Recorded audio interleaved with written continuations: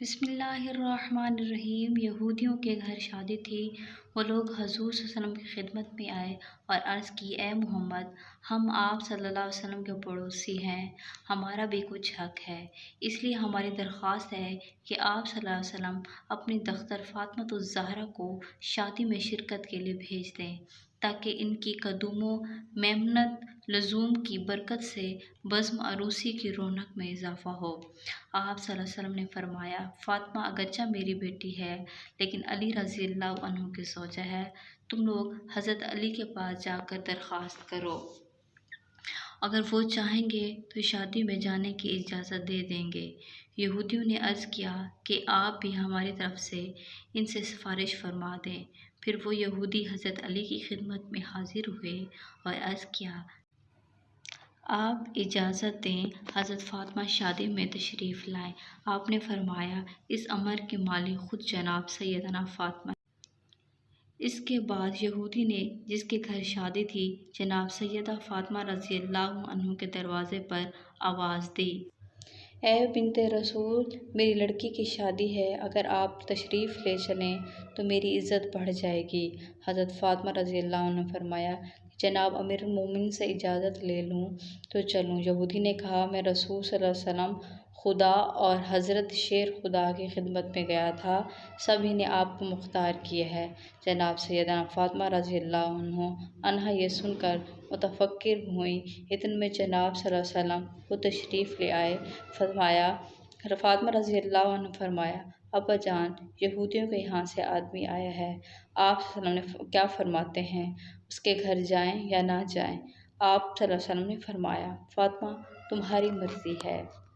حضرت فاطمہ رضی اللہ عنہا عرض کیا، ابو جان، آپ کی بہت سخت توہین ہوگی، کیونکہ ان کی عورتیں عمدہ اور نفیس لباس و زیورات سے مزین ہوں گی اور میرے پاس وہی پھٹے پرانے کپڑے ہیں میں جس میں جا بجا پیوند لگے ہیں۔ رسول صلی اللہ علیہ وسلم نے فرمایا، اے بیٹی، اسی حالت میں جاؤ جو مرضی معبود ہے۔ جناب سیدہ فاطمہ رضی اللہ عنہا جانے کو تیار ہو گئیں۔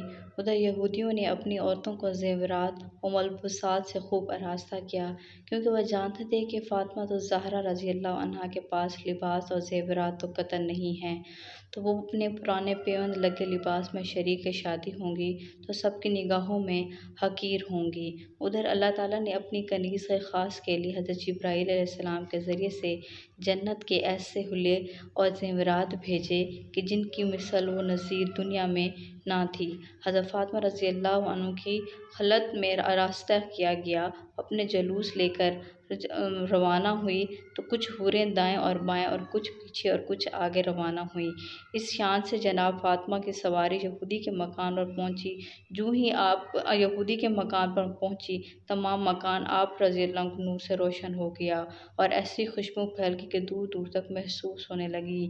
یہ تجلی کا وقار دیکھ کر اور تمام یہودی عورتیں بے ہوش ہو گئیں۔ تھوڑی دیر کے بعد سب کو ہوش آ گیا مگر دلہن کو ہوش نہ آیا۔ تمام تدبیریں ناکام ہو گئیں مگر بے سود ثابت ہوئیں، تو معلوم ہوا کہ روح فقس عنصری سے پرواز کر چکی ہے۔ آنا فانا شادی کا مکان ماتم میں قدح میں بن گیا۔ حضرت فاطمۃ الزہرا یہ دیکھ کر بہت تشویش ہوئی اور فرمایا کہ اطمینان رکھیں، ابھی ہوش آ جائے گا۔ اس کے بعد آپ رضی اللہ عنہ 2 رکعت نماز پڑھی اور ہاتھ بلند کیے اور کہا کہ میرا اللہ، بنت رسول صلی اللہ علیہ وسلم ہوں، اے میرے اللہ، برحق میں تیرے رسول صلی اللہ علیہ وسلم کی بیٹی ہوں، میری عزت تیرے ہاتھ میں ہے۔ تمام لوگ یہی کہیں کہ سیدنا فاطمہ کے آتے ہی دلہن فوت ہو گئی۔ خانہ غم میں بن گیا۔ کچھ دیر نہ گزری تھی کہ آپ رضی اللہ عنہ کی دعا قبول ہوئی اور دلہن کلمہ شہادت پڑھتی ہوئی اٹھ بیٹھی، کہنے لگی، میں شہادت دیتی ہوں کہ اللہ ایک ہے، نہ اس کا کوئی شریک ہے، محمد مصطفیٰ برحق رسول ہیں اور حضرت فاطمہ ان کی دختر ہے۔ آپ رضی اللہ عنہ مجھ کو مذہب اسلام کی تعلیم فرمائے، اور اسی طرح صدقے دل سے وہ عورت مسلمان ہو گئی اور حضرت فاطمہ رضی اللہ عنہ کا یہ اعزاز دیکھ کر تمام یہودی مرد و عورت مسلمان ہو گئے اور بڑے عزت کے ساتھ آپ کو گھر سے رخصت کیا۔ سارا ماجرا رسول صلی اللہ علیہ وسلم کو سنایا۔ یہ سن کر آپ نے اللہ کا شکر ادا کیا۔